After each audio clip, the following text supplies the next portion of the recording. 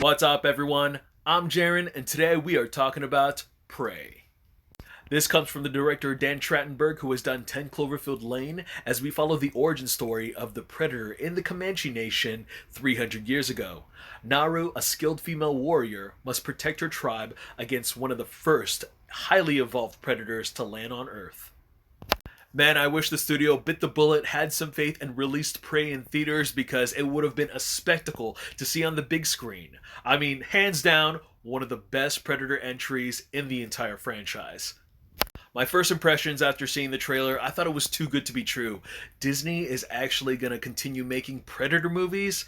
And then I was like nervous. I was like, this is a prequel going straight to stream. We're not continuing the story any forward, and this little girl is going to be the Predator's first opponent? I had my doubts. I thought we weren't going to learn anything new about the Predator anymore. It was just going to rehash the vibes we had about the first one. And this little girl's story is not going to matter because this is what jumpstarts the franchise. I was wrong. Take some of the best components like a character trait, a hero complex, or even the complexities of its story with Disney icons like Pocahontas, Moana, or Merida from Brave. You throw the Predator in there and you got yourself a 20th Century Studios product. First of all, I highly admired that they used a well-rounded cast with Native American lineage, which really made a lot of the Comanche tribe feel very authentic, especially with their interactions, their daily routines, and I was very much taken by surprise with Amber Midthunder, our main character, and what she brought to the role of Naru. She refuses to become the nurturer and instead trains to become the provider, a hunter for the tribe. And she constantly puts herself in perilous situations because she's trying to prove to the boys and everyone else that she is ready for her first kill. She's ready to become a warrior. Dane DeLiegro embodies the first ever predator to hunt on Earth in the 1700s. With the redesign of the facial features, the face shield, and the altered gear, the filmmakers have definitely classified this particular race as the feral predator. Speaking of altered gear, you can definitely tell that the special effects department as well as the practical effects team, they had a lot of fun just designing and deconstructing, executing if you will, a lot of our hunter's packed arsenal, which was absolutely impressive. Like once you see it, you're like, "Oh, I know what that is. I've seen those in the movies before." No, you have not. I love that we established both our protagonist and antagonist with the same goals as they try their best to earn their right in adulthood. In the first act, a lot of their actions seem to parallel one another, which was kind of crafty, and then they finally come face to face, and between Naru and the Predator, my god, they have some of the best confrontational slash fight scenes in the entire franchise. I know I'm gushing all over this movie, but I do have to say that there were some flaws that I could not brush off. First off, one of them being was that the filmmakers originally wanted the actors to speak Comanche, and it was Disney's final decision, final nail in the coffin, that they wanted it in full English. And I get that. I get that some scenes probably wouldn't have worked with just being Comanche the entire time. But if you do go on Hulu, there are options to watch both versions, the English and the dub, and I very much implore you to watch both. It feels natural with the Comanche version. The weird thing is that they did shoot the whole film as our actors are speaking English, so the dub might seem a little bit off with the lip sync. Yeah, but watching both of them really makes a difference. I'm glad that both versions do exist. I just feel like the more suitable version was actually a tough one.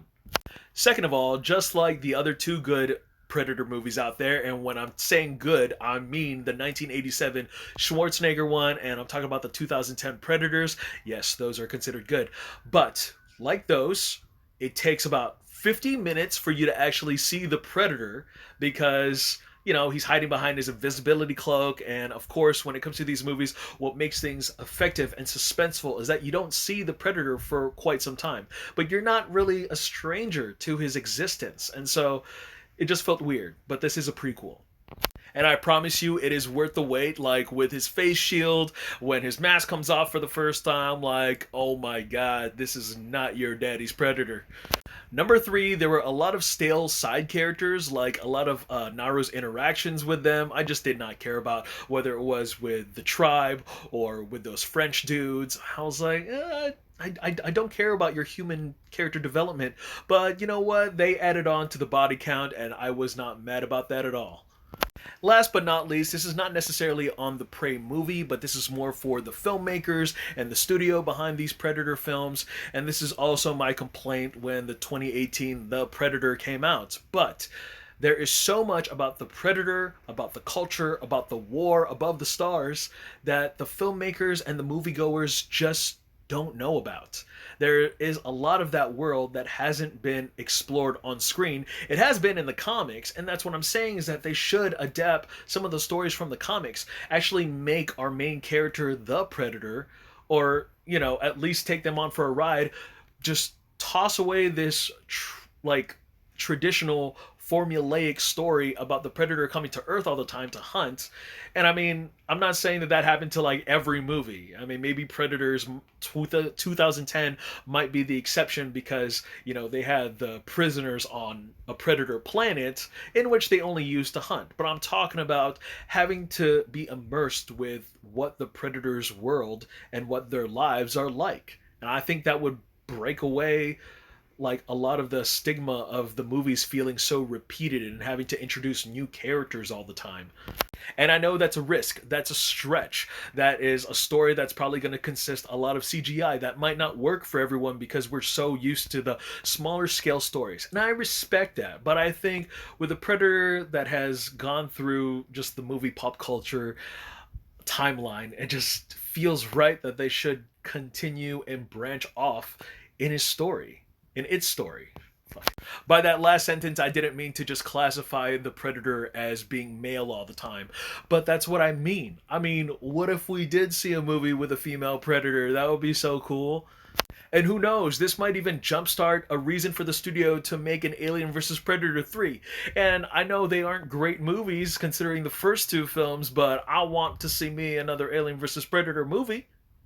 Overall, as a prequel, it stands out with solid conviction as the first story in the franchise's timeline, and after second viewing, I might be convinced that this might be better than the original movie. That's it, I said it, I'm not going to explain myself. Anyways, I am Jaren Agbanawag. Thank you guys again so much for watching. Look forward to more reviews, and I will see you guys at the movies. Take care.